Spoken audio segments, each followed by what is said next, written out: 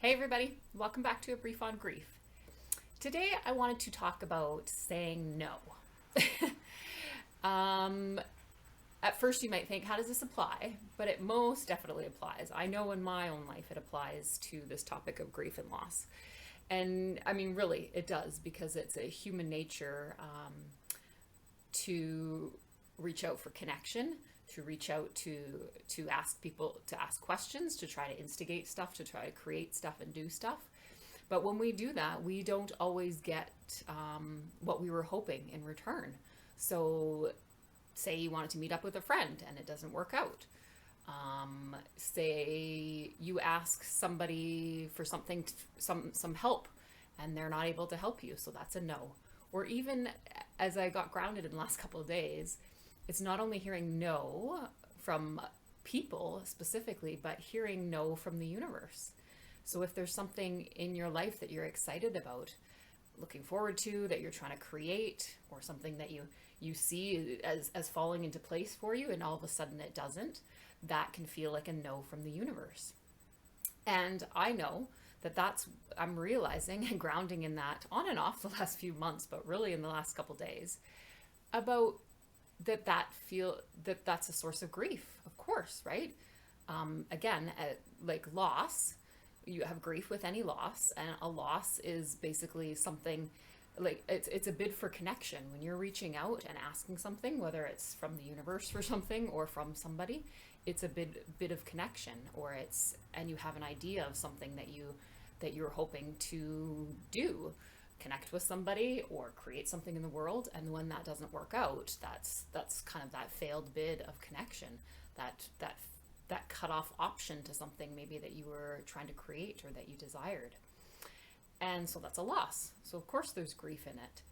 And I realize like the grief in it, of course, I think, and experience and have realized as I talk with people too, is that it feels personal to us. So it feels like a source of rejection, especially I think coming from people. But more I realize, like as I look in my life too, that was a source of pain and grief for sure, from just the world in general when things didn't work out. But I didn't know how to label it as that or direct it at that, right? It just was a disappointment with things not working out, but it was not directed at somebody specifically. But now I see it's either, a feeling that's coming from a request with somebody, a person, or a request from the universe. But I realized in the last few days that anytime you hear no from somebody or a no from the universe, that it's actually not a no to you personally. It's a no to the request, a no to the action or the something that you're trying to do. It's never a no personally to you. Oh, and something new just came to me now as I share this with you. It reminds me of like in that the Four Agreements, that book of Don Miguel Ruiz, how he says, don't take, one of the new agreements is don't take anything personally. Anything that anybody says or does has nothing to do with you. It's all coming from their own vision of the world, their own picture of the world, their own stories, their own fears, their own trauma. So I think this same thing applies, right? And this is all coming up for me because I was realizing, well, it's also a topic that's happening right now in my Year of Miracles program that I'm going through, but also with a friend, I reached out and asked something that I was really excited about to do with a friend of mine a couple days ago. And he was not interested in it for his own reasons. And he was very, very kind and very loving the way he said no, right? And I kind of sat back for a bit and I thought, wow, there's some magic in this. There always is. Yes, I feel disappointed, but I realize at the same time that this is not a no towards me. It's not personal. This is just something he's choosing because it feels right for him. And that's when I realized like the whole no is not personal, and no from the universe is not personal. It's just no to the request.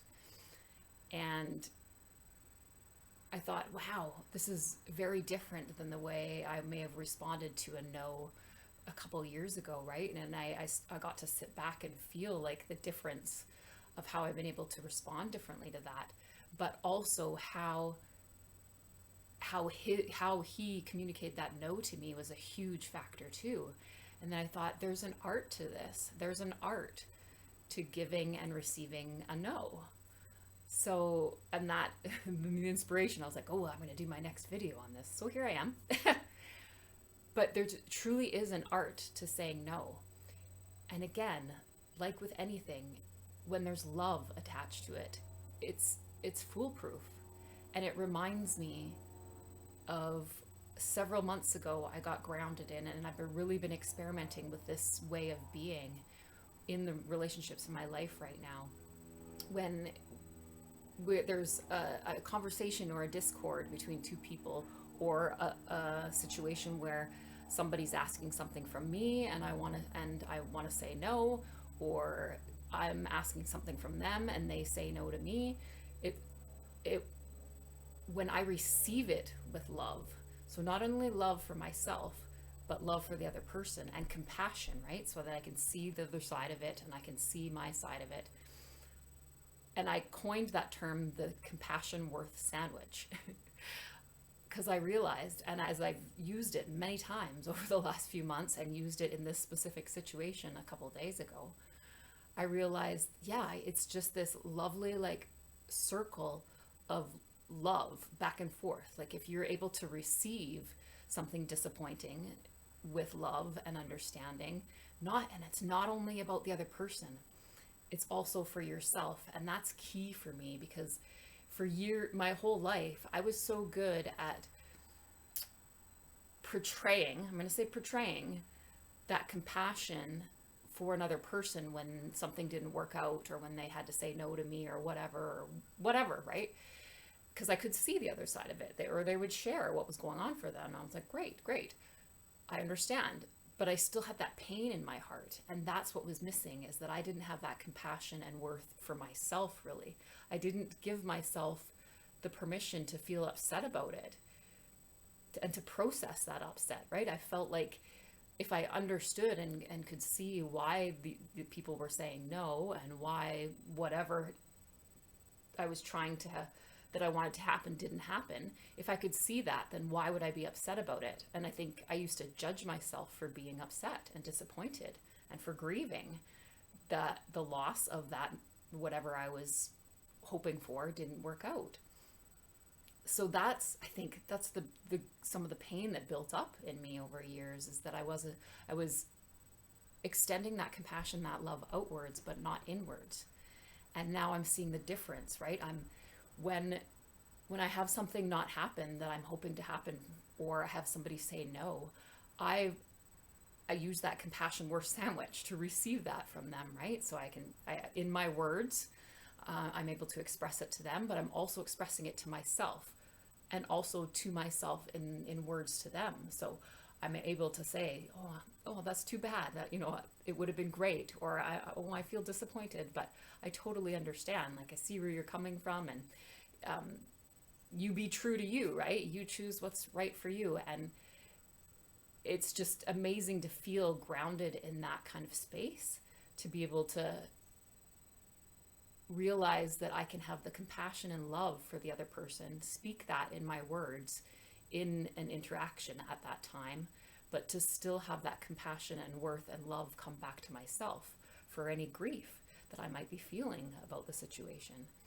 And I think once you get into a lovely interchange of that in a relationship, it opens up that space for people to be truer to themselves, and to feel more comfortable saying no or not now when things don't work for them. Because I know I was, for years and years and years, it was so uncomfortable to say no to people, right? And I used to say yes to things that I didn't really want to do, and that came from a place of knowing how much pain I was in when I heard no from people. So I didn't want to cause that pain for somebody else. But in the last couple of years, as I've realized, like, grounding into setting different boundaries and being okay with saying no, but learning a way to do it with love and compassion for both sides, as I learned the art of receiving a no, sorry, as I learned the art of giving a no in a different way, I found it easier to receive a no. Um, it's just this lovely, like vicious, vicious is a bad word for this lovely circle all around of this interchange of love. I see it repeatedly in one relationship right now, that the one that I mentioned recently, where I heard the no, and in different relationships in my life too. And I just love that compassion worth sandwich thing is I love that, and I love how that brought me back to to that thing. It linked the two, right? Because I didn't make that connection right away. So, and then I thought, yeah, there's an art to this, an art to saying no, an art to receiving no. And then I thought it's sandwich art, sandwich, no, compassion worth sandwich art. That made me think of Subway, which was random. Anyway, now I'm just rambling. So yes, there, we're on, we're spiritual beings in these human bodies right now, having these experiences of life. We're here to be the truest, most authentic version of ourselves. That's what this universe wants from us. It wants us to be grounded in who we are and to have loving relationships and loving experiences and express ourselves with creativity and love and serve the world full of love. That's what it wants for us. So